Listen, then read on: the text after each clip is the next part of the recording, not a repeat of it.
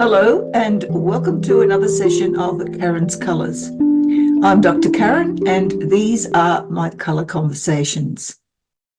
In this session, we'll be examining the colour purple as a personality.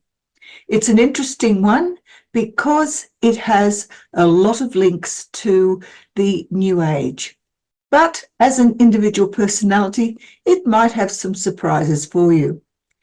Before we begin, though, I'd like to thank those of you who have been following this series of personality investigations based on colour. And if you're new here, you are doubly welcome. I certainly hope you find something that is of interest to you. So let's get right into it, shall we?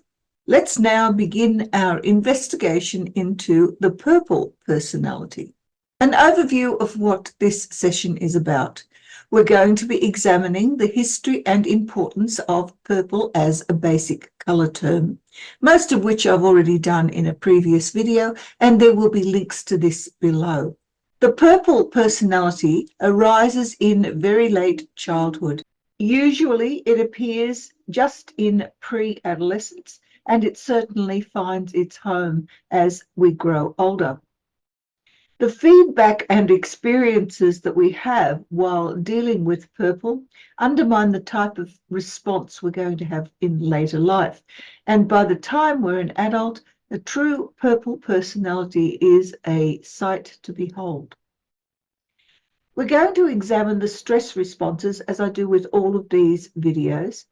And in that, we'll be revising very briefly the journey that we've come along so far based on the establishment of the basic colour terms as they arise in language. So, the personality itself. If we examine the little mannequin that we've been dealing with all the way through this series, the first thing we note is that there is always black and white as the basic personalities. This is the tendency towards extroversion or the tendency to introversion. That is the child likely to be friendly and eager to engage with new people that come into its environment, or is the child more shy and reticent and doesn't really engage very well?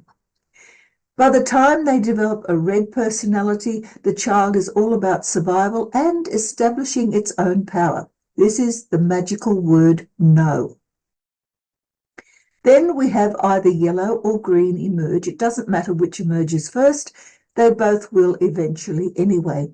But yellow is all about learning and experience. And by the time the child is in school, that yellow personality is well and truly in the majority of its experiences. Green, on the other hand, is about developing values. Now, those values can be learnt at home. They can also be learnt at school or on the playground. Either way, the child starts to develop an idea of what is good and what is bad. Then we have the blue personality. This is all about shared meanings. Do you and I understand exactly the same thing when I say a particular word? For example, when I conjure up the word tree, do we both understand that this is an enormous object that grows out of the ground, is usually much taller than we as humans are, and it may or may not house birds. It may or may not flower, depending on the type of tree. But nevertheless, we should both still have an idea that trees grow in the ground and not in the ocean. Brown is the personality I'm going to look at in a little while. I probably will leave it till second last because it is a combination of all of these other colours in a very particular way. Orange we examined a few sessions ago, and it's all about the acquisition of social skills and being able to survive when crisis strikes. And then we have the grey personality, which is all about modesty and conformity. How does the child learn to distinguish those situations where it can be the star and those situations where it needs to step back? So it's really a mixture of that basic black and white extroversion, introversion that we had as babies. This time round, we'll be looking at purple. It's all about creativity and passion. Let's get into it. Purple as a basic colour term has a fairly long history. It's been around as a colour term for quite some time. It has changed, however, over the millennia. If you want to know more about this, please have a look at the video Purple, Power and Status, which I did a few sessions back in a different playlist. Certainly, it's there for you to have a look at for background information. Purple is fairly rare in nature. We don't have a lot of it in terms of flowers compared to, say, white or red, but we certainly have it occasionally appearing in animals and also in humans. But the human characteristic of purple is generally limited to eye color, and this is so exceedingly rare. It is associated with albinism, and often it is mistaken for a particular type of blue, which can only be seen as purple in particular lighting settings. Purple is the closest hue that we have to black. And as such, it has some of the same connotations as black. So again, you might like to go back to the original video that I did looking at the black and white personalities to differentiate between how purple and black integrate with one another. It combines the comfort of blue and the passion of red. So purple is not a single color on its own. It is a mixture of characteristics as well.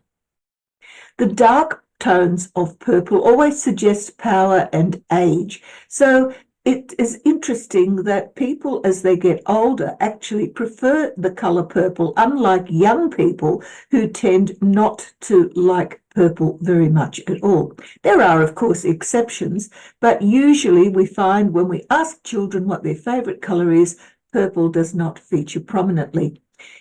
Pale purples, on the other hand, do tend to suggest youth and immaturity, and particularly young love. It's also very much associated with mystery. So this is where it gets its connotations that are associated with New Age ideas about where purple sits in their colour spectrum. In the New Age, of course, we don't refer to it as purple, we refer to it as violet. So let's now have a look at where all of this comes from.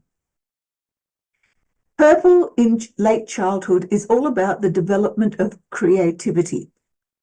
How does one establish novelty in their lives? By putting together things that normally would not be put together that way. And so play is one of the features of the purple personality. In fact, purple is associated very much with the objects that we use in play. It's tied to the desire to experiment. Are we going to be able to have a go at something? Are we going to be able to play with the particular objects in a new and novel way?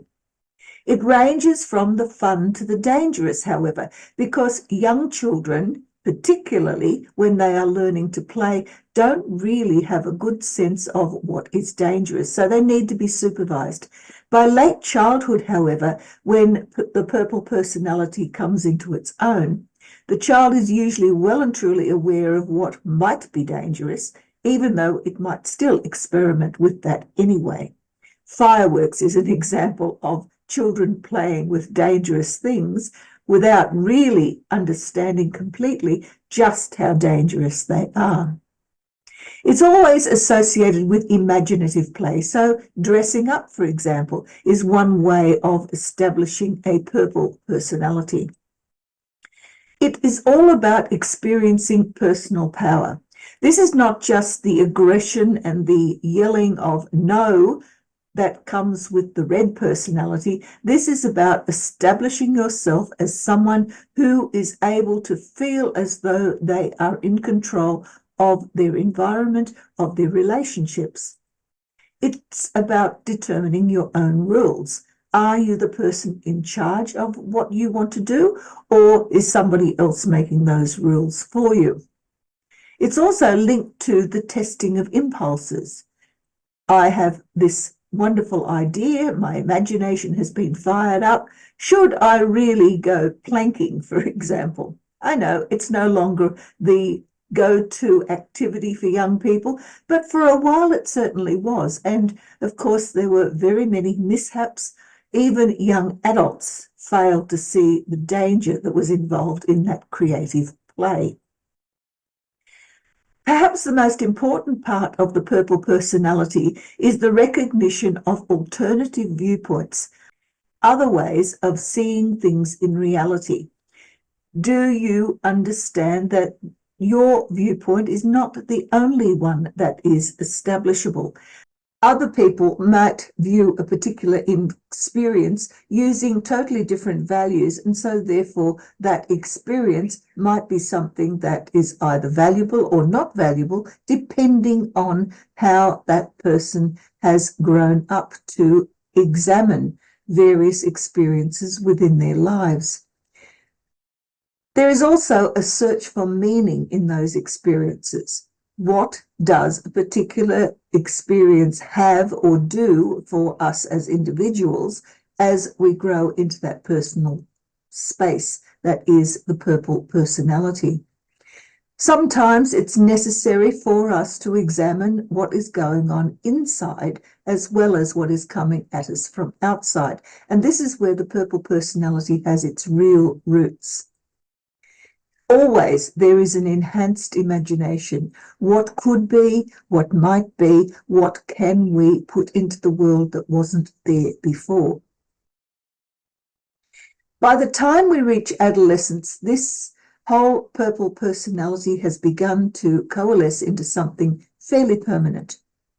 There's a validation of that purple mindset, the validation of the ability to be both creative and destructive.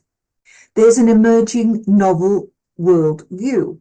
You've learned a lot of things, you've experienced a lot of things, and now it is up to you to determine how you will process those, and in processing them, what you will then believe in. Purple becomes the basis of your belief system. It's testing the effects of your actions. When I do something, what is likely to come out of those actions? What is likely to proceed further? And will those outcomes be the sorts of outcomes that I really want? Or will I have to experiment? All of that is tied in with the purple personality. There's an exploration of your own uniqueness that comes with adolescence. We try and develop ourselves into somebody that is different from everybody else. In schools here in Australia, children are expected to wear a uniform to their schools. So this exploration of uniqueness is something that is restricted to out of school hours. In the US, for example, where children are permitted to wear anything they like to school, of course, the uniqueness of their personalities is something that is developed fairly early on. And they do this through clothing, through the wearing of various different hairstyles, all sorts of different ways of presenting themselves to the world. Novel self-presentation, of course, is something that is extremely important to the development of the purple personality. You want to show yourself as somebody who is unique, somebody who is different, somebody who is able to present themselves in a way that is memorable so that others will perceive you as that unique person and want to know more about you. This, of course, is the basis for a lot of social media. Of course, the more different we try to be, quite often, the more we are the same. After all, we're still human. There is a linking of desire with practicality that comes with the purple personality, and this is associated with healing. Healing is not just physical healing, it's also emotional healing and spiritual healing. It's all about making things better for yourself and for those around you that you care about. There is a certain amount of mental fluidity that happens with the purple personality. Imagination allows you to see things from a different perspective, to take those different perspectives and create something out of those that is incredibly different from what it was to begin with.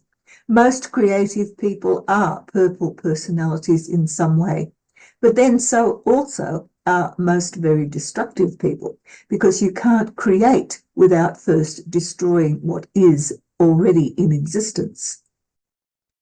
And of course, the purple personality is all about abstract thinking.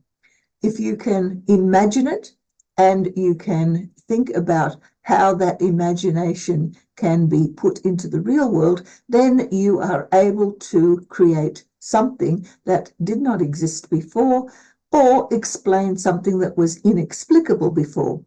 Abstract thinking as such is a feature of adolescence. It is a way in which we are able to think outside of the box, and the purple personality is all in for that sort of activity. Now, the stressors that affect the purple personality are pretty much the same as affect us in all other aspects of life, but it's the response that we have to them that make these stressors particularly important. If we examine the feedback that we get from creating purple personality effects or artifacts within our life, we find that the reaction that we have will always have to be practiced before we can get into any sort of state where the purple personality dominates. And like all other personalities, there are positive and negative aspects. Let's have a look at the list of the various different positive ideas that come from the purple personality. They are creative, imaginative, compassionate. They're a dreamer, a visionary. There's mystery associated with them.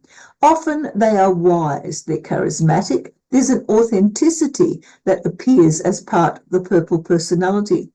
These people are generally supportive, altruistic. They're spiritual, they're intuitive.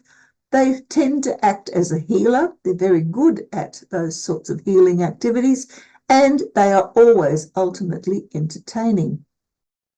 Contrast this with the negative aspects of purple. Someone who is immature and arrogant, a procrastinator, someone who is selfish, impatient, self-indulgent, moody, secretive, withdrawn, extravagant, impractical, decadent, snobbish, gloomy, and always introverted. Now, of course, the purple personality allows for both of those sets of characteristics to exist side by side within the same person. That makes a purple personality particularly interesting and often engaging. So what then are the purple stress responses that we need in order to develop such a personality? Well, firstly, we'll look at purple as fight. Now remember that fight is an outward directed activity, and so therefore is part of the white personality base characteristic. There are both positive and negative aspects of fighting as a purple personality. The positive aspect is about being a powerful protector. The negative is someone who is acquisitive and a miser. Looking firstly at the positive aspects. A powerful protector is a bearer of authority. This person is able to insist upon their supremacy in any given situation. They're often an idealistic leader. Other people look up to them. And because of this, they have a certain amount of social prominence. They are highly socially visible. On the other hand, the acquisitive miser disregards other people's needs entirely. They're entirely centered upon themselves. They abuse their authority, and more often than not, there is a certain degree of arrogance and decadence that comes with this person. They're interested in their own needs and their own needs exclusively, and entirely disregard those of others. The other white or outwardly directed stress response is that of fawning.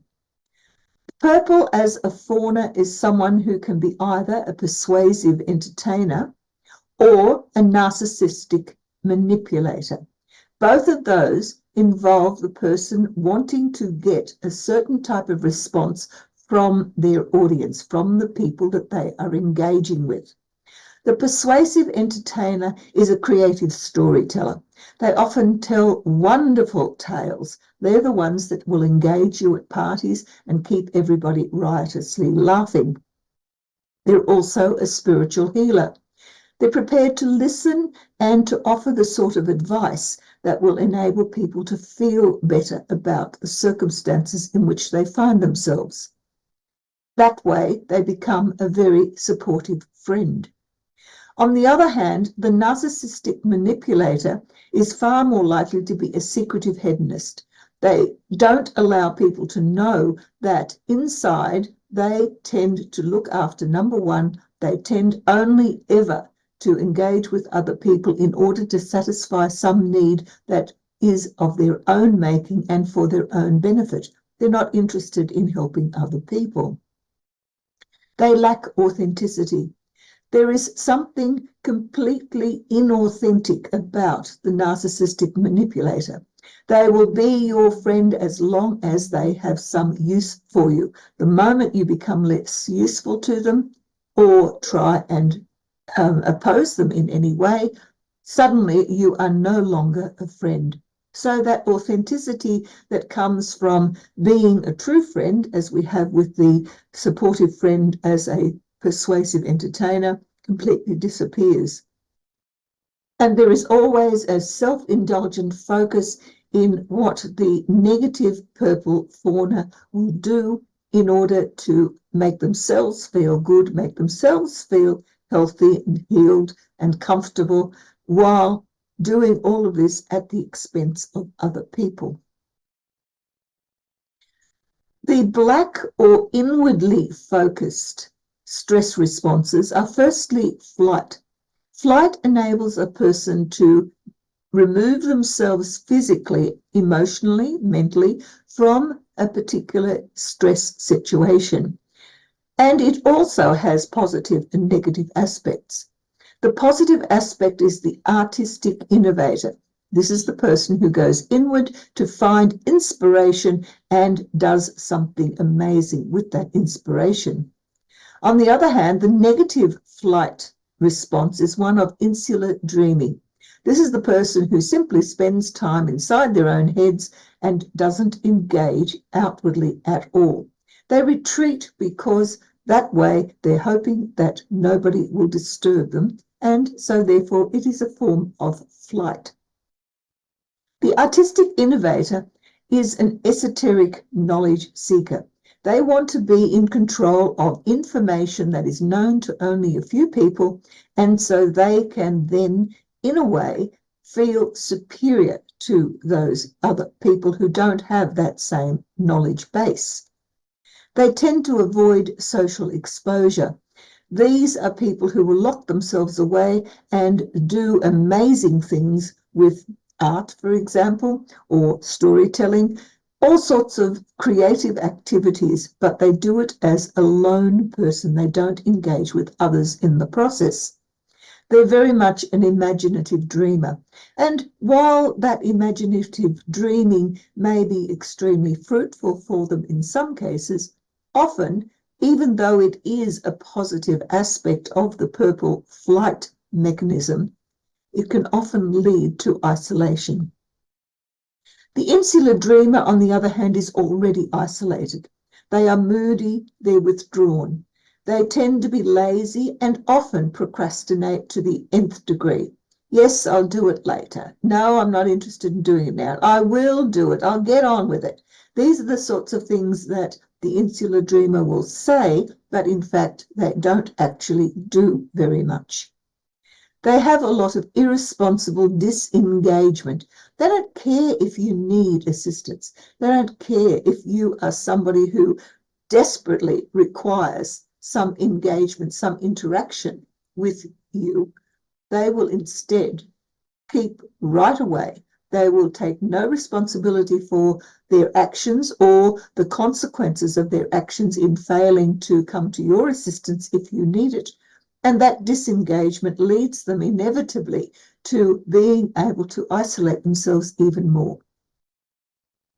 And the final type of a stress response that the purple personality has is also a black introverted personality type, and this is purple as freezing.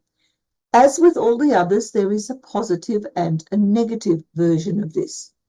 The positive version is the visionary hermit. The negative version is moody withdrawal from a situation. The visionary hermit has a very meditative focus. They're not someone who will quickly engage in an issue. They will stop and think about it. They will meditate on an issue. They will spend time inside their own heads coming up with a solution to every problem that faces them. They have a lot of inner self-healing focus. They want to make sure that any advice that they might give, any action that they might take, is all associated with the greater good. Their entire focus is towards, first, if I'm okay, then I can help you to become okay as well.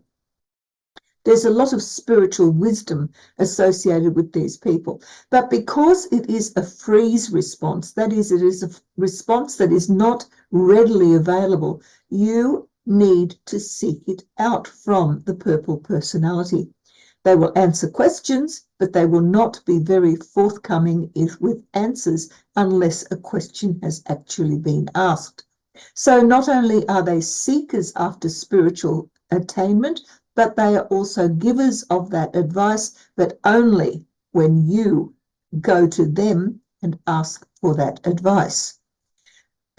People with freeze as a purple response in the negative state are very moody. They keep themselves away from others, they withdraw, they're often very sulky.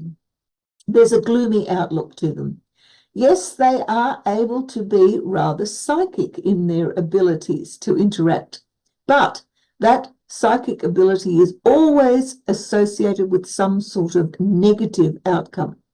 They're the sort of person who always look for the downside of any given situation, and that can be extremely tiring for those of us who want to interact with such people, because they bring the mood down not just for themselves, but also for everybody else with whom they interact.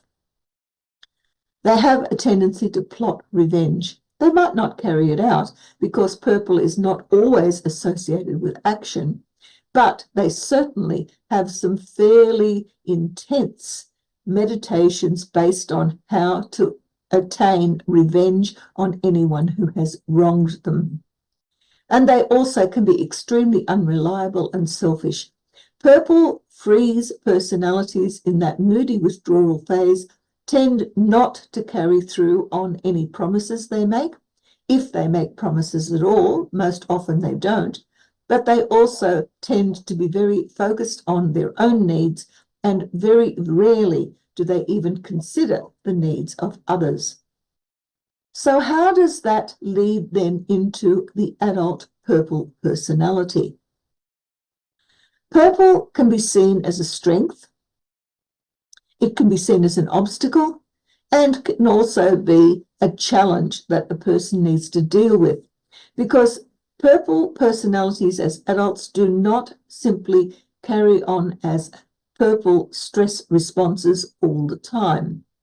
When it's a strength, we have the conscious position, that is, the activity that the person engages in, but we also have the unconscious drives, the motivators that, as purple, will cause certain activities to occur in the real world. Of course, when the same colour occurs both in the activity and in the motivation, there is a limited scope for what the purple personality can do. As an obstacle, purple can be a problem behaviour, but it can also show some fairly unrequited needs. I need stuff, but I'm not able to obtain it, and so therefore I will act out in order to try and get attention that enables me to attain what it is that I want. If purple as a personality type is the current challenge that someone is dealing with, then it can be a psychological stressor. You feel there is something wrong, and in the real world there is a physical reaction. Now, interestingly enough, the physical reaction is often associated with the sorts of stresses that we have in adolescence.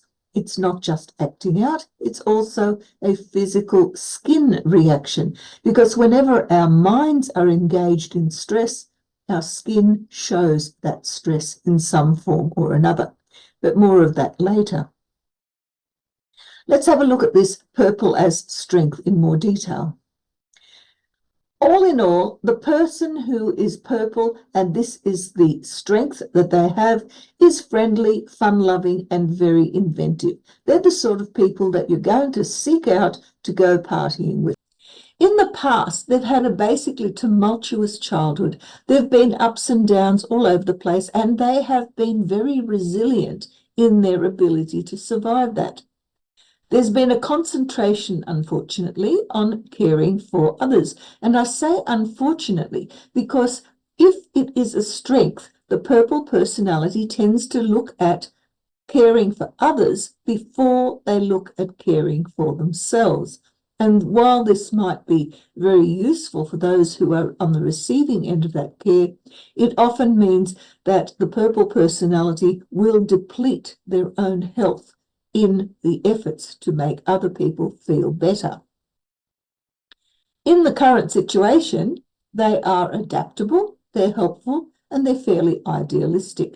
So once again, they're doing things that will enable other people to have a better time than they themselves will look after themselves. They're unfazed by abrupt changes. Because purple is about disruption and creation, and they are so used to having those disruptions occur in their childhood, they will be able to respond to major crises, major catastrophes, and not only look at the humorous side of them, but also come up with innovative ideas as to how to overcome the challenges. They always appreciate the humorous side of life. Purple personalities as a strength has to do with having fun. As an obstacle, purple now becomes a problem. The person who is a problem purple personality is unhappy, they're unhealthy, and they don't care about anything except themselves. Historically, there's been a lot of parental discord or maybe even absence. Parents fought a lot, and the child felt as though they were incapable of doing anything to help out, or the parents were not there, so the child was left to their own devices, and in the process have had to deal with a lot of disruptive things that possibly and very likely have gone wrong for them. They have also tended to be exposed to excessive or arbitrary punishments. If the parents weren't there, the child's done something they shouldn't have. Instead of an explanation and warnings being given, or perhaps the child taught how to deal with that issue better, instead there is just straight out punishment. Those children tend to drive inside and become extremely upset very easily when things go wrong. So therefore they develop some fairly disruptive and destructive traits. Often these sort of children will do self-destructive things. They will harm themselves deliberately just so that they can feel as though they are in control of the punishment that is meted out to them. They are emotionally distant, and they can be very disdainful of others. They have this sense of superiority that is really not associated with any reality. It's just a sense that they are in control of themselves, and so therefore everybody else should be, and they don't care if somebody else needs assistance. They have a very limited ability to sustain any sort of joyfulness, any sort of humour that requires them to engage with others. They lack humour to a great extent. They see the negative side of things at all times, and in that process, they tend to be the Debbie Downers of the world. If purple is the colour that is very highly significant in a personality in the now, then that person is facing a continual barrage of challenges. Those challenges can be positive and involve a number of inventive solutions that the person will come up with, or they can be negative, in which case the person tends to act in a very domineering or arrogant manner that tends to push people away or have them meekly obey whatever those commands are. They tend to feel as though they are experiencing an ongoing barrage of catastrophes. Everything is just too much. On a positive side, that can be about testing solutions to various issues. If the person is experiencing a catastrophe and then does something to rectify that or remedy it, then that's a positive aspect.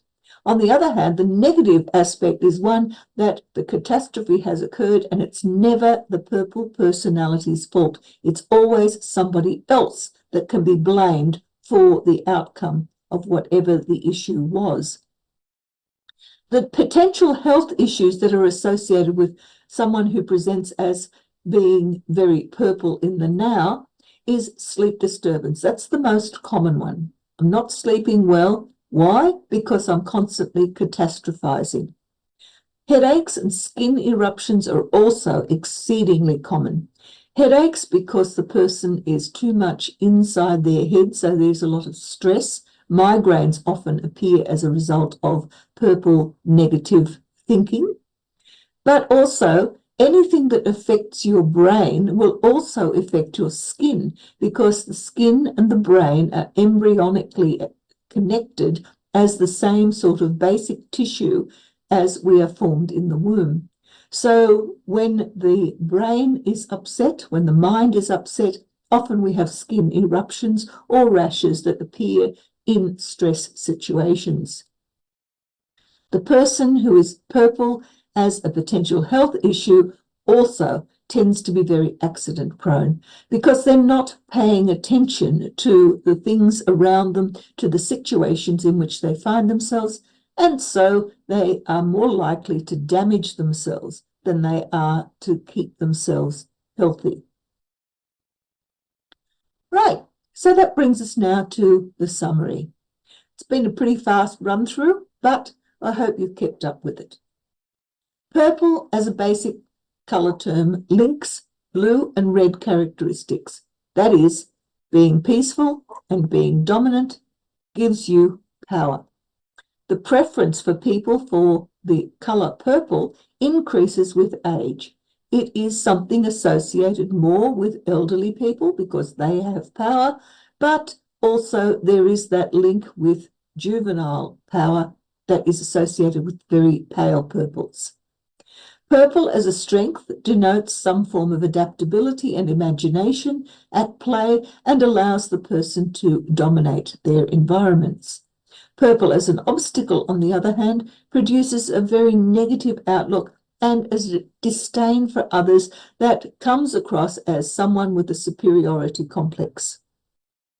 And then we have purple that is enacted in the now, and that indicates that the person is distracted, there's calamity around, and they feel very uneasy about both their environments and their experiences. And finally, the purple health problems include sleep disturbances and accident proneness. Well, that's been the run through of the purple personality. We've still got the brown personality, the pink personality, and the cyan personality to complete the basic set of 12. And after that, I'll be looking at the combinations. Hope to catch you there. In the meantime, if you are someone who really likes purple, I hope that your meditations bring you peace and comfort, and that when you are needed to help someone else, you'll be in the right frame of mind to do so. Until next time, bye.